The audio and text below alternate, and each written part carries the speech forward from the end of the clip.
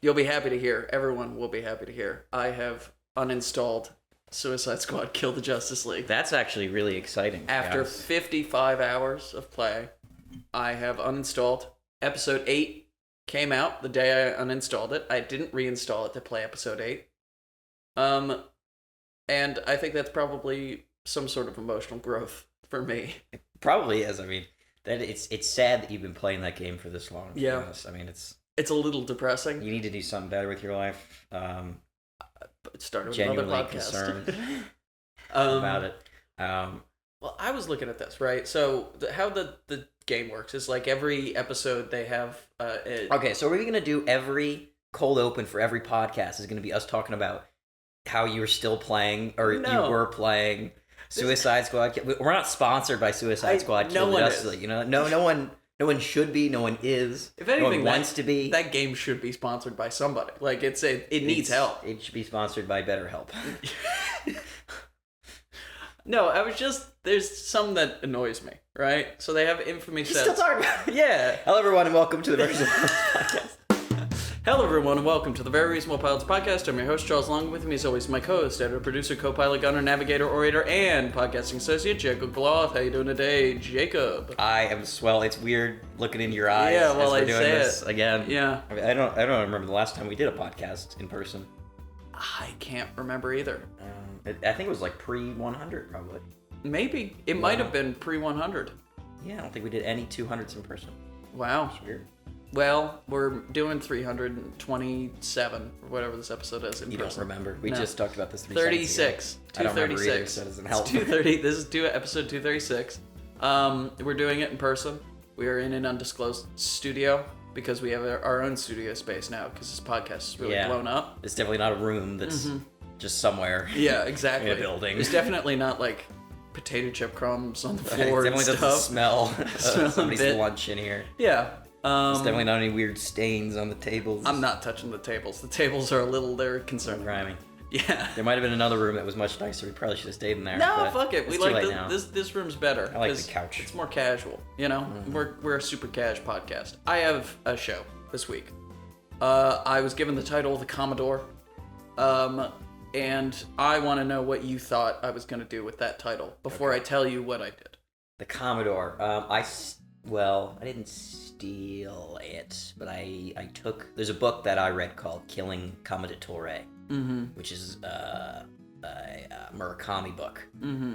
And in that book, it's like the Commodore is a painting of like this guy that died, but then it turns out to be like a real sort of like metaphor, but it's sort of like a metaphor, like a physical manifestation. It's hard to explain the plot of that. But I was like, I want to take that, and I was gonna do like like the painting version of this figure comes to life and is like trying to avenge his past. Yeah. Okay. That's cool.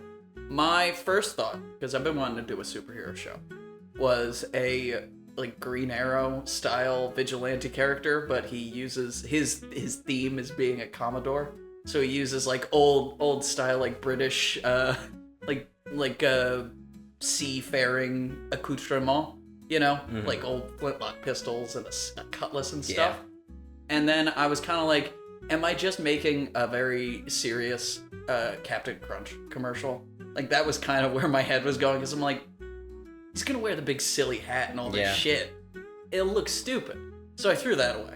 And then I was gonna do like a old boat Navy, old British Navy thing, because when I think of Commodore, I think of Commodore Norrington from Pirates of the Caribbean movies. Oh. Right? So it was like, that's where my head went immediately. Yeah. And so I was like, I'll do a British, they're all a bunch of sailors, and they're cannons, and they're pirates, and also, and they're discovering new lands. And I was like, that's kind of lame. I didn't want to do that either. It didn't even spark joy when I was gonna set in space either. So I was like, that's when I know an idea is not, we're not gonna hit oil with it. Because put it in space, I'm not even excited. Yeah. The audience won't be. So I decided to do a very different show. Take it in a totally different direction. You never even meet the Commodore. He's a guy, right?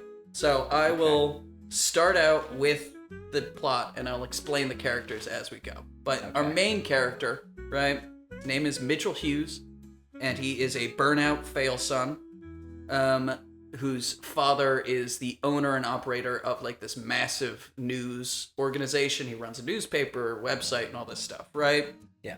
So he's our main character.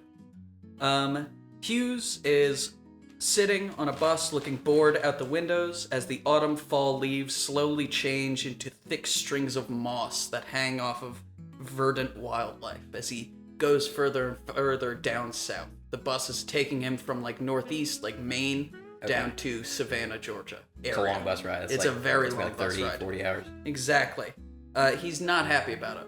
The bugs splatter across the windshield, increase exponentially in size as Hughes closes in on his destination, which is a very small town in the heart of Georgia. And he rereads for the umpteenth time the letter that his father wrote to him before he was sent out on this expedition. The only thing you have ever exceeded at are spending money and talking. That's why you are now the host of the paper's first and only solo travel podcast. Please. I really expected you to say the host of the VeryReasonablePilots podcast.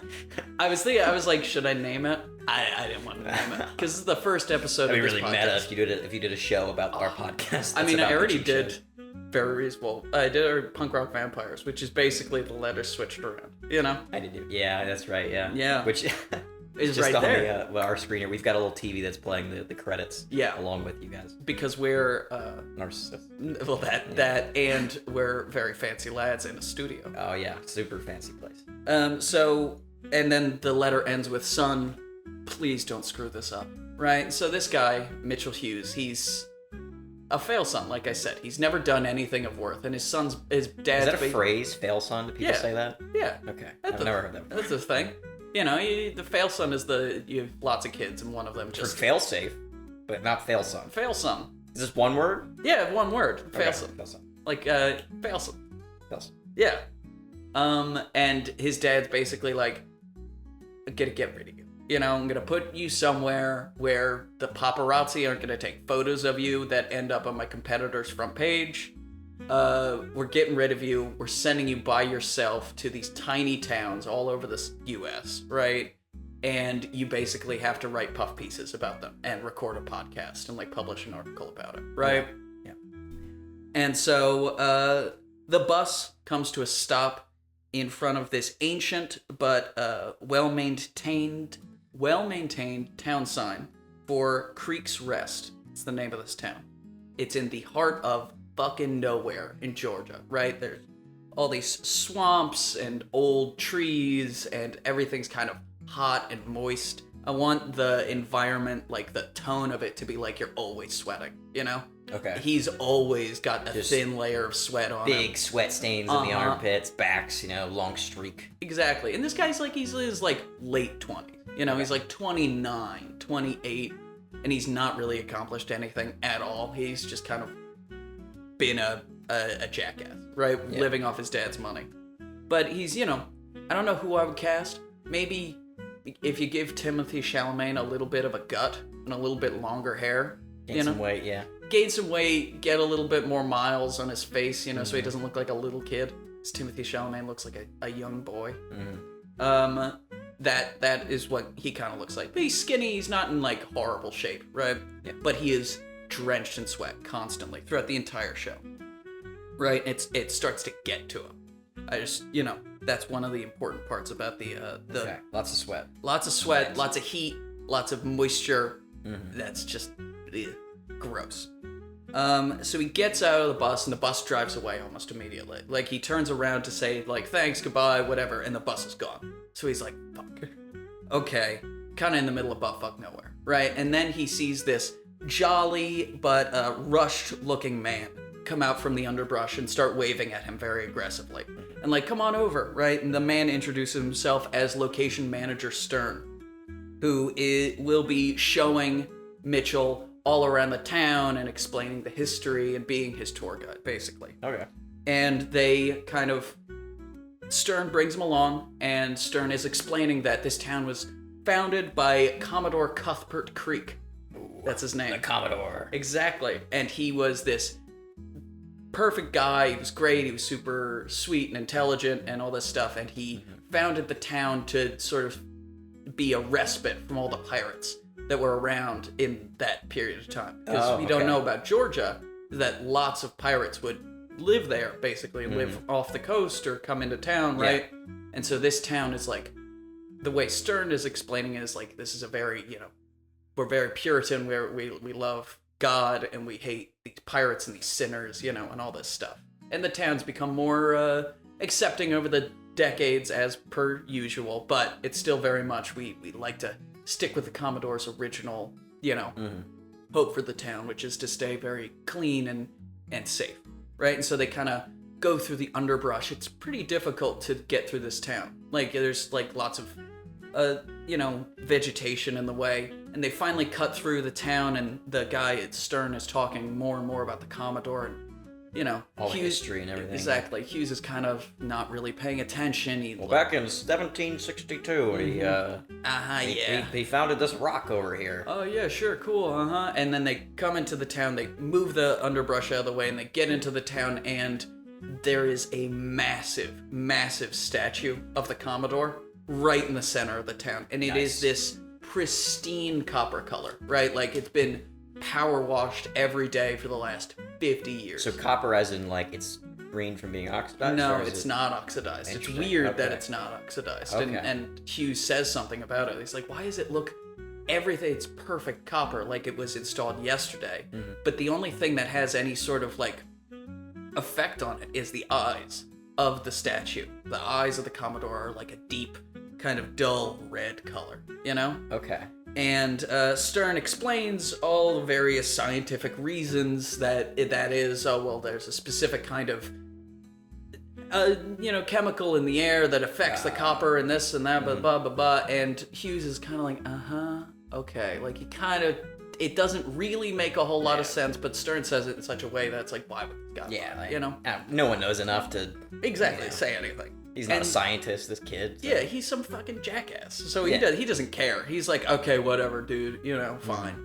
And Stern takes him to the accommodation that has been set up for him and paid for by his father, right? The Commodore's Inn.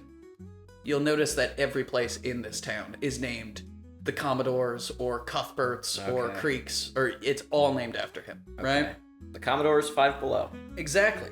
There's no town, there's no shops like that. It's all small towns, right? And he'll notice that there's kind of like, nobody's walking around with phones. Everybody's kind of just walking around. Nobody's got cell phones, right? He's kind of taken aback by that, but it's like, it's a small town. Whatever. They're old people. I don't care. Right? And so he goes to the Commodore Inn, and Stern is like, oh, and then we'll do this and we'll do that. And Hughes kind of shuts the door in his face and is like, I'll see you tomorrow. I'm taking an early one tonight. Closes the door. Right? He's beat. He just had a long bus ride. Got ranted at for a while. Cut through a bunch of vines and stuff. Yeah, he's like, I'm tired. I'll see you tomorrow. Right? And Stern's kind of a little taken aback by it, but he's like, okay, whatever. And so he gets into his room, Hughes does, and he opens up his laptop and he starts typing away. He starts typing a little bit about the town, and he names the article, right? We don't see it just yet, but we see him working on the article, and he closes the laptop and he looks at his phone and he notices that there's like no signal, no reception whatsoever. He's like, okay, I'll go downstairs. He goes downstairs, he talks to the host, whoever, and says, hey, what's the Wi-Fi password? Like, what? Why fly? Why? There are lots of flies. We're in the middle of the swamp. Of course there's flies, right? And he's trying, he really can't. This old woman who runs this hotel has no fucking clue what Wi-Fi is. And he's like, forget it, it's fine.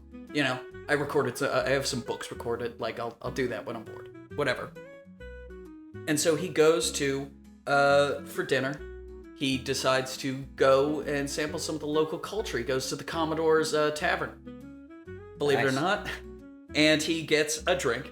And then he gets another drink, and then he gets a third drink, and at this point, he's a little tipsy, And then he sees this beautiful young woman sitting at the edge of the bar, right?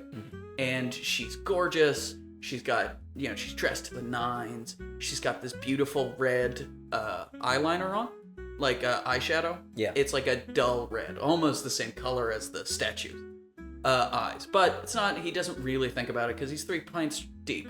And then she rocks up next to him, sits down next to him, starts buying him drinks. You know, he's kind of... That's crazy. Yeah, and she buying him drinks. And he's like testing his own pulse, like, is this right? I don't know. What's happened? You know, this is not possible. And they're flirting, and she's like really into him, and he's like kind of being a little bit of a dick. We'll notice that he doesn't really ask her any questions about herself. He's just talking. Yeah. Because he likes to talk. Mm-hmm. And there's this pretty girl, and she's buying him drinks, and he's like, ooh, I know where this is going, right?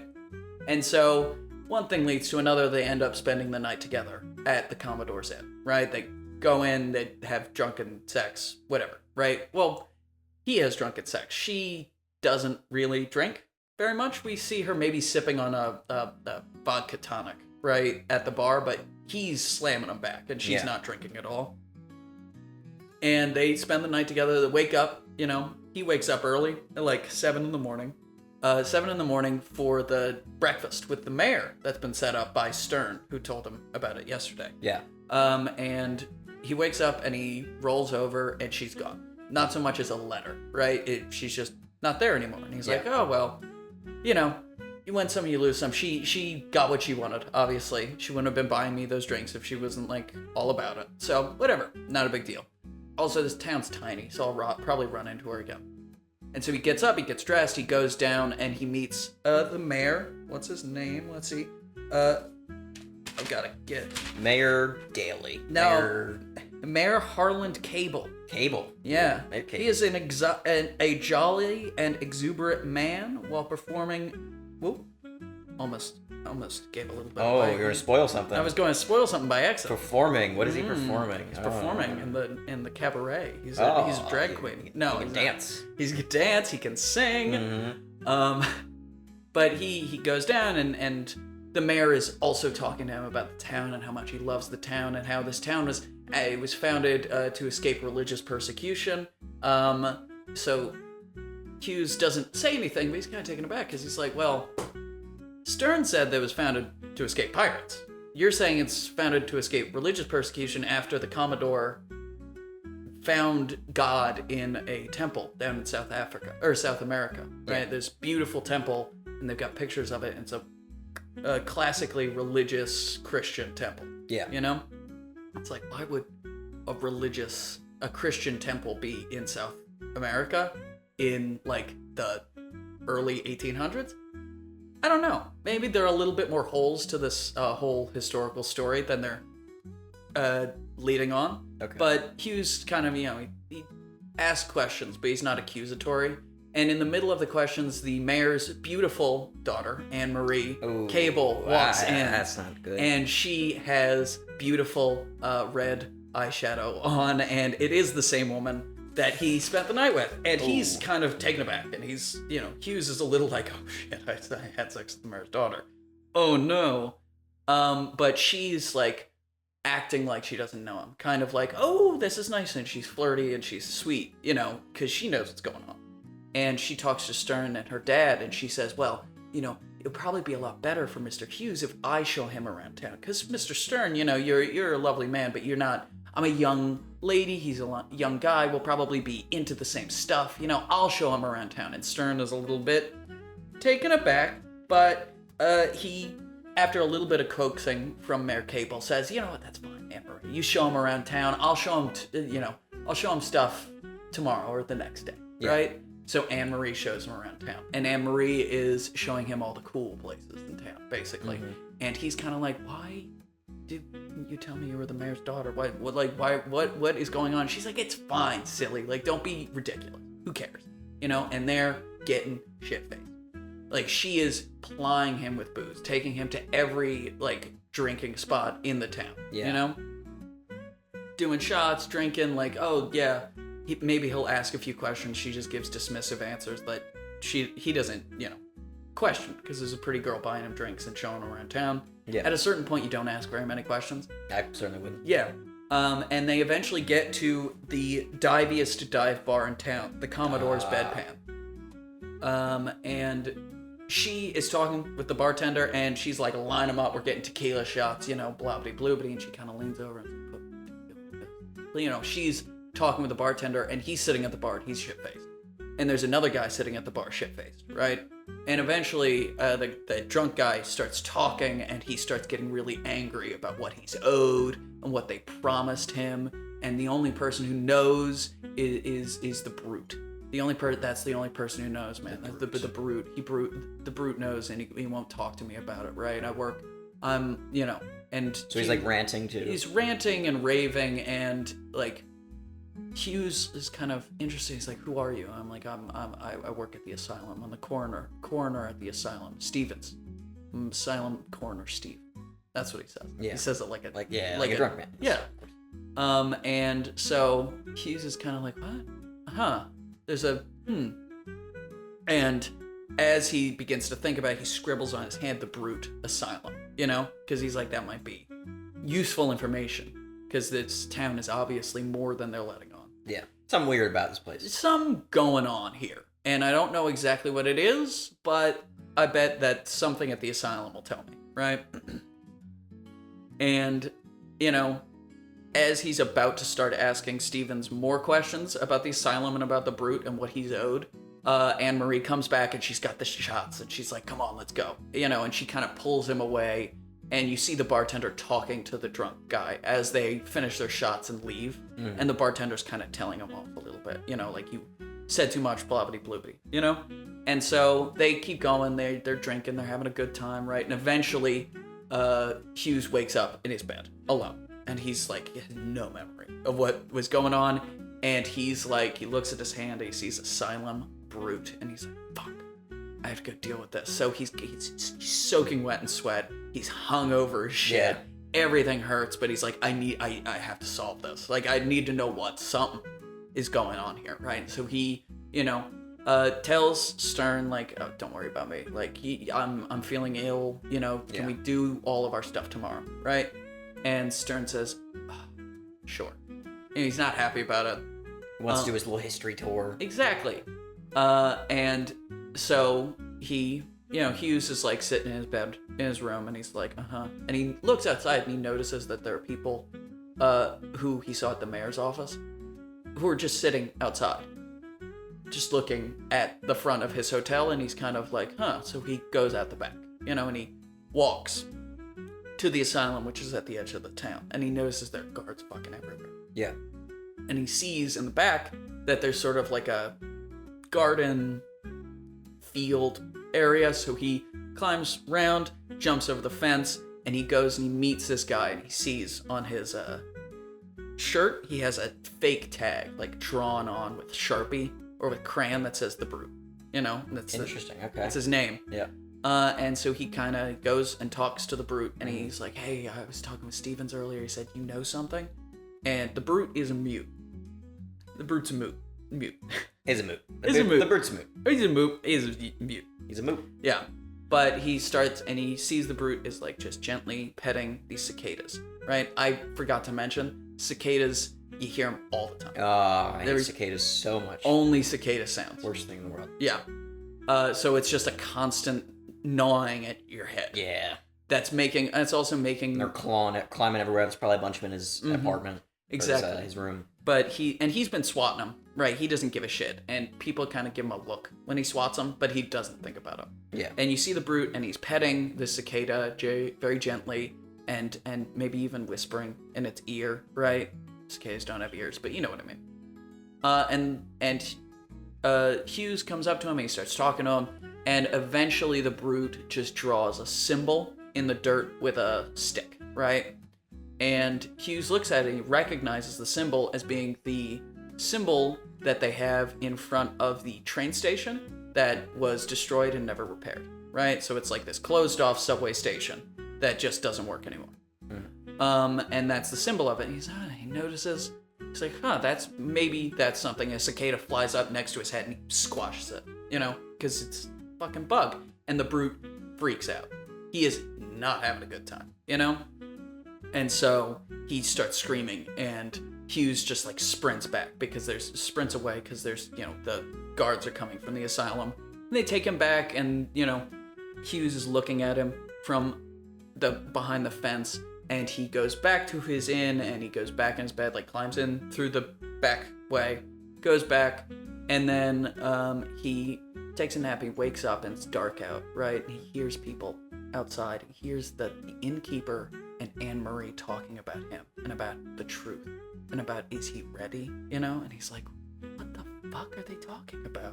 Okay. Right? So he climbs out the window again, the back, and he goes down on the street and he finds the abandoned railway station. He's like, well, good as time as any, you know. So he clambers over the fence, climbs through the railway station, right?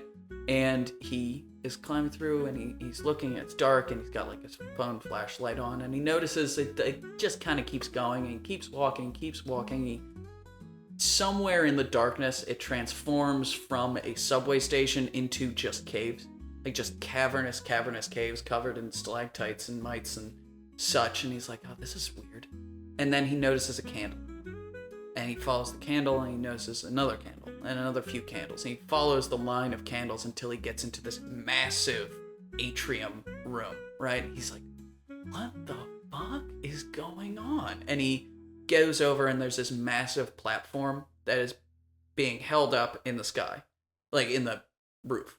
And it's this round platform. He looks at where the platform will be lowered on top of, and we don't see what's in the pile of dirt that the platform will be lowered off of. We just see Hughes kind of make this face of like horror and disgust, and then he's hit in the back of the head and knocked out. Okay. Right? He wakes up. He's buried in where the platform would be, right? You understand what I'm saying? Yeah. Okay. I just making sure that's clear. Yeah. He's buried in where the platform would be, neck down, right? So it's just his head. His head's popping up. Popped up. Like friends do at the beach. You know? Exactly. And he's like, what the fuck is going on? And then we look around and we see there's like a dozen people who've been buried from their neck down in this. But they're all kind of had their mouths affixed open, and their eyes are kind of glimmering with this red hue. Are they dead?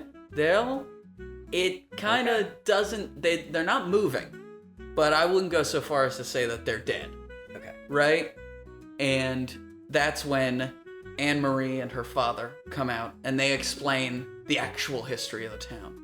That the Commodore, right, he was a pirate. He wasn't actually a British soldier or anything. No reveal. He was a pirate, he was a murderer and a killer, and he found his god in this temple in South America, right?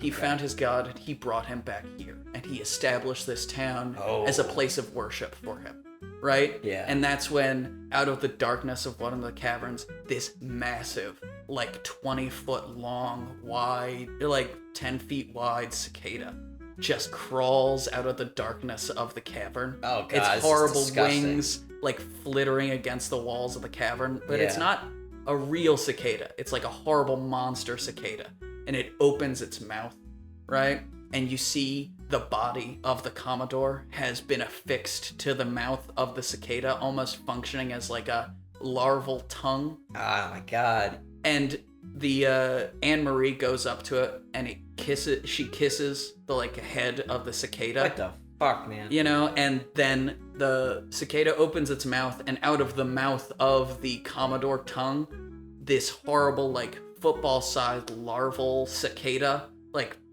falls out, and she picks it up, and she walks over to Hughes, who's been buried in the neck down, and he notices that everyone's got their mouths affixed open by something, and she kisses him on the forehead, and then slowly but surely forces the larval cicada monster down his gullet. What's going on? And he's screaming, and this thing's filling his mouth, and all the while Mayor Cable is explaining that these cicadas, they're like normal cicadas. They live for decades under the ground before they're able to, you know, be birthed and awakened. But these cicadas are special. They are the children of their god, right?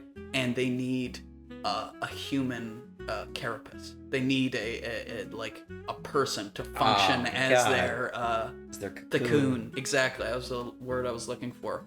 And so all of this is being said as the thing is jammed being down his sword throat. down his throat, and we see he's screaming, and his eyes are starting to bleed a little bit as the platform is lowered across over top of his screaming face, and his fate is sealed. Cut to black. Cut to there's a laptop sitting in a cavern somewhere. You just see the title of the article, the Commodore, blinking on this LED screen in the blackness of this cavern. The only illumination is the laptop screen, and you just hear dripping. And that's the end of the movie.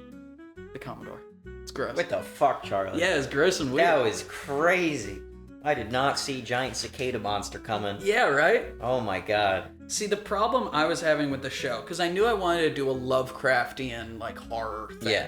But I didn't want to do octopuses or fish, right? So you chose the most terrific little mangly creature. Exactly, and that that's we why have to deal with. That's why everybody's on got this red continent. eyes. Oh. See, because the cicadas have red eyes. I thought that would be a cool little So, thing. The mayor and the mayor's daughter, they're real normal humans, Yeah, right? everybody's a real normal human who's fallen into the cicada religion. And so when people, maybe we can also show Stevens. He's been trapped there with his mouth affixed open and the cicada forced in, because anyone who goes against this cult, or like outsiders, people who won't be missed, is basically turned into the cocoon for the cicada, right?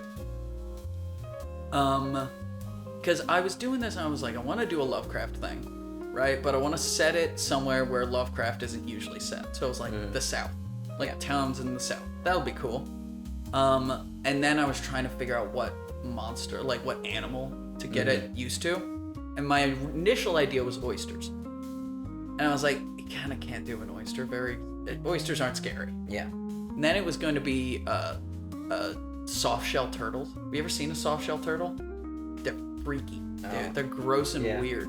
But I was also like, that's not intimidating. Also, it's kind of difficult to like make an iconic image out of that. You know, a soft shell turtle. So it was like Cicada-esque is perfect. Yeah, red eyes. So it's Terrible little thing. I have a question. Why did she make him drink so much? If you don't have a reason, I just can't. Oh, just because she's like, that's how I get him to not pay attention to the fact that I'm totally sacrificing this guy. If you want to add something to that, you could make it a thing where it's like, for the process to work, where they're gonna have this cicada, festering and growing in your stomach, we need to damage your liver. Like your liver could like harm its like birthing process. Yeah. So we have to bring your liver down so that when it goes into your body, it can like, just easily crunch up your liver and take over. Okay. So like, you have to damage the liver a little bit. And that's, that could play into the other guy dying as well. Yeah. That makes sense, actually. That's good. I was just having him drink just because, drinking. Yeah. And then you could have like she always is like she's always drinking water, or maybe she always gets. I've heard that like when you have certain drinks shaken rather than stirred, the water and the alcohol will like separate. Yeah. So maybe she always has her drinks shaken so that she can just sip the water at the top, and she's not actually getting to the alcohol. And she always has his stirred so that he makes sure he gets drunk. Yeah. Yeah. But that was the Commodore. It was gross and weird. I liked it a lot. I did not expect that at all. Yeah. I didn't. But I want to. Yeah. I expected a space show. I did not expect gross. Like Lovecraftian. I really like it though. That was good. I like the cicada monster, even though I definitely wouldn't want to watch that last scene. It would be. It's one of those things where I would probably just look at the ground. Not think about the horrible larval cicada monster. I don't want to see that. All right. Well, a lot of people would really like that, but I couldn't. A lot of people would be real turned on by it, and those people would not be allowed inside the theaters. You're monsters. Okay. All right. Well, thank you all for listening to the Very Reasonable Pilots podcast. I'm your host, Charles. Along with me has always been my co-host, editor, producer, co-pilot, gunner, navigator, orator, and podcasting associate, Jacob Gloth. If you like what you heard here and you want to hear more, please give us a like, a follow, subscribe, tell your friends, tell your family, tell your dog, tell your cat. Remember, we will be here next week, the brand new televisual series for you to imagine and enjoy, and that will be titled... The Jump Scare Incorporated. There you go. I gave him the title last week. Yep. Woo! We could have pretended that you had, not given me the title. But we didn't. We're bad. We're not cowards. We're bad pretenders. We're bad actors. Bad liars.